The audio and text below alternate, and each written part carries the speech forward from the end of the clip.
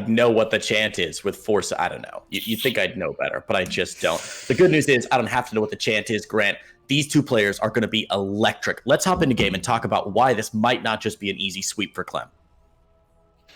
And speak of the devil, and he shall appear in the top left of Lightshade, representing Team Liquid, with an adorable little polar bear as his picture. He is the young French Terran player, #1 rated in the world. It is Clem.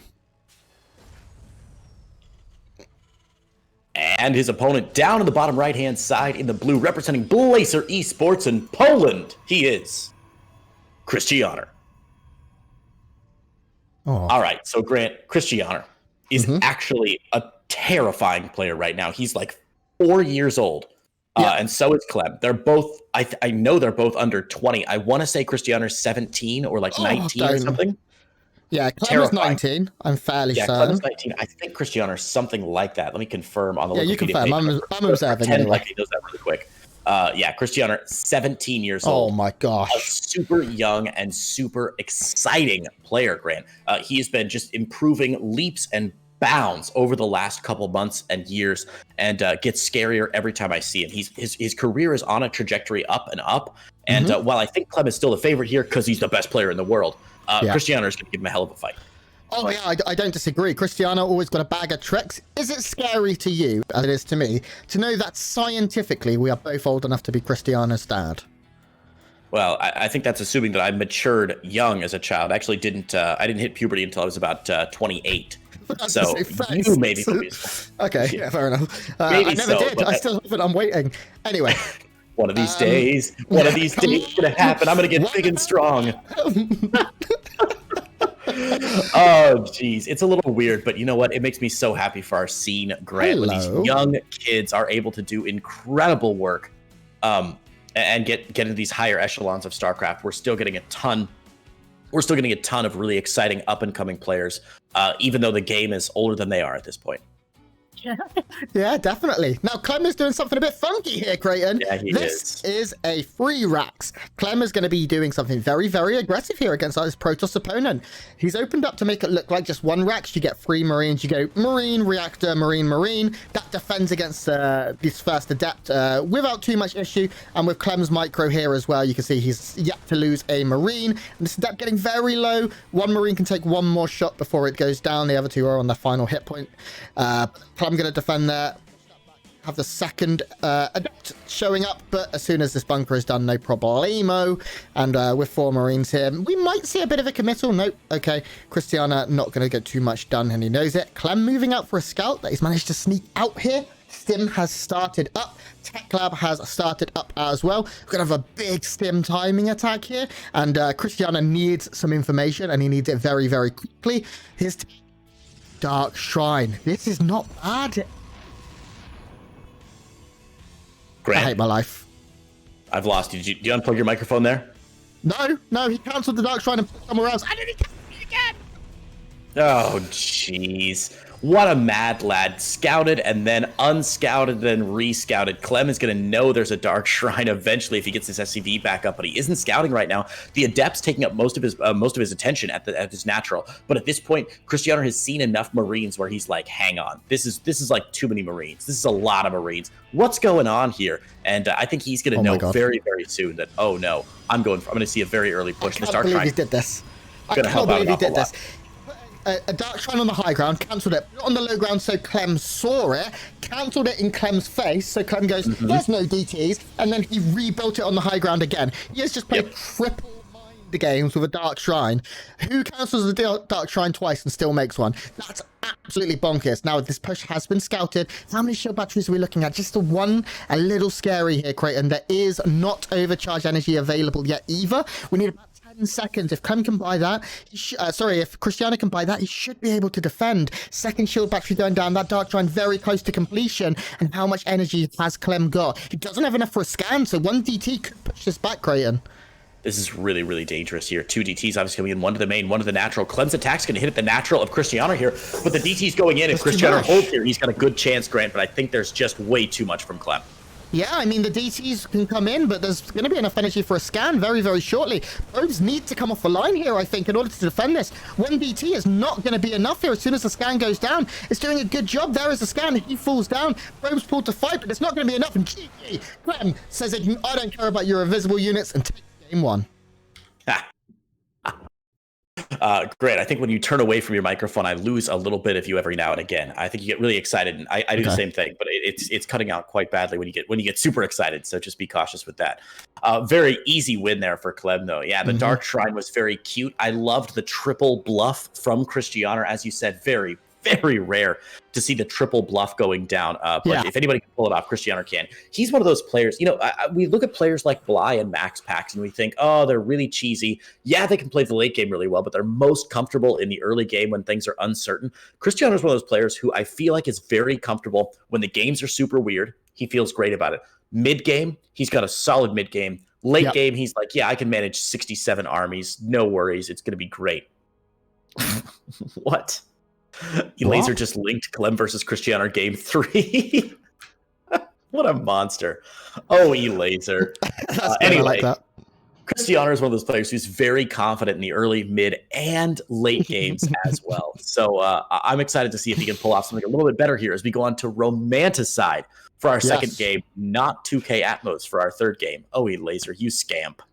Laser is literally linking lobbies for matches that aren't happening and then putting last call in our chat channel, making things tricky because I don't have the brain power to figure all of this out. Now, Krystianer needs to scout better in the early game for sure. I appreciate the effort to do something so bonkers.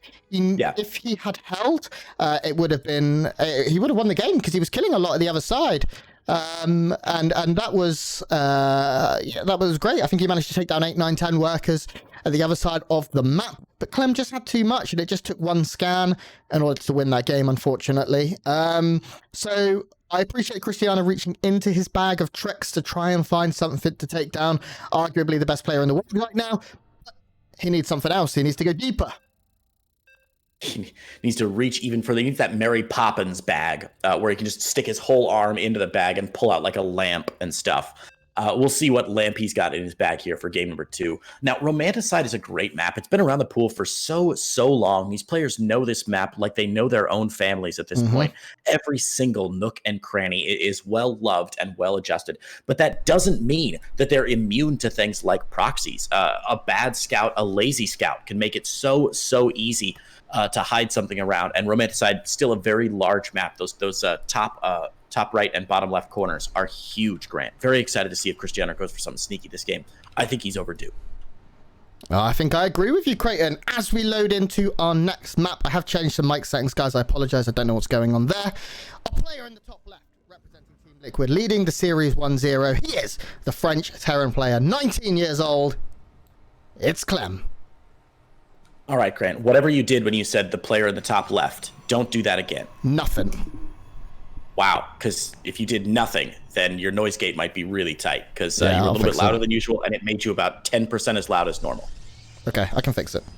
Perfect. Bottom right-hand side in the blue from Blazer Esports, representing Poland, he is Krystianer, the young Polish player, 17 years old and still a top GM player. Clem is a great player and he plays a ton of tournaments, don't get me wrong, but he's not one of those weekday warrior players who if there's like a $50 event, Clem's going to join it and wreck things. Krystianer, though, has been cutting his teeth. He is like, if I run a tournament, Grant, there's about a 90% chance that Krystianer is going to be there. $50 prize, he's there. $1,000 prize, he's there. DreamHack, where there's tens of thousands on the line, Krystianer's going to be there as well. He plays so many games, and he is learning just so much from those games. Yeah, I completely agree with you. And if you could feedback about my mic rating as we go, I've changed a couple of things. Hopefully it fixes it. So we can see now that standard openings, once again, it is a Reaper this time from Clem. He is mixing up a little bit, going for that Marine into Reactor, into double Marine opening to deal with that first Adept. This time the Adept will be a little trickier, and the bunker may have to go up a slight bit earlier, so there will only be one Marine most likely by the time this hits. It is going to be Reaper Marine here, so the add-on that little bit more delayed, but Clem's not going to be playing as blind this time. That Reaper's going to give him a lot more information. If he can see that first tech choice, which is most likely to be a Twilight Council, maybe a Stargate here. Okay, I'm wrong. It's a Robo. I hate it when this happens. Very unlikely when that it's a Robo first, one of the least common tier 2 tech buildings done first. Of course, the Reaper gets in right away. Excited to see what exactly Krystianer thinks he's going to do. Maybe an early Warp Prism 4-gate pressure, something like that. Wouldn't be out of the realm of possibility for a player like Krystianer, especially now that the Reaper's gone. He can kind of do whatever he wants behind this. He's, of course, going to send his adepts across the map, but with the bunker down, I think Clem's going to be all right. Clem, of course, going for the factory behind this. We should see the starport. I'm guessing a 1-1-1 from Clem, unless he goes for something like a third command center here. But most likely, he's going for the third command center, right? Yeah. Save it up for it. Yeah, he is. Yeah, he is. No, there's the starport. Okay, oh my gosh, wow. Okay. Interesting. Just saving up that money. Starport, and then a couple Hellions coming out from Clem, just to make sure things are super safe. Looks like could be a drop, or even Widow Mines would be fine here. Yeah, Hellions are great. He'll defend at the front though, and he should be in good nick for the mid game. Yeah, as long as Clem pulls on time here, and he's not going to be one to lose any workers unnecessarily. This is annoying. Of course, he loses a little bit of mining time. You can see he even cancels the SCV and rebuilds it there. Needs to wait for these Hellions before he can push the Adepts back. But once they come out, this is fine, really. This is what Clem does by going for the Reaper opening and getting that information. And I don't hate it, because if the game does go long, Clem is probably favored in this matchup. He is the fastest player alongside Reyna I've ever seen. And wow, DT drops here again by Krystianer. I mean, fool me once, shame on you. Fool me twice, shame on me. Who knows? We will be seeing. Tanks on the way here for Clem, nice and early, and Clem is playing a very, very standard game here. But it's Clem, so expect that Clem push very soon. Grant, I can tell you're not an American, because the phrase is not fool me once, shame on me, fool me twice, shame on you, or vice versa, rather. It's fool me once, shame on me. No, it's fool me once, shame on you, fool me twice, you won't get fooled again. That's the actual phrase, Grant. You can't mess that up. You were not alive during the George Bush presidency, were you?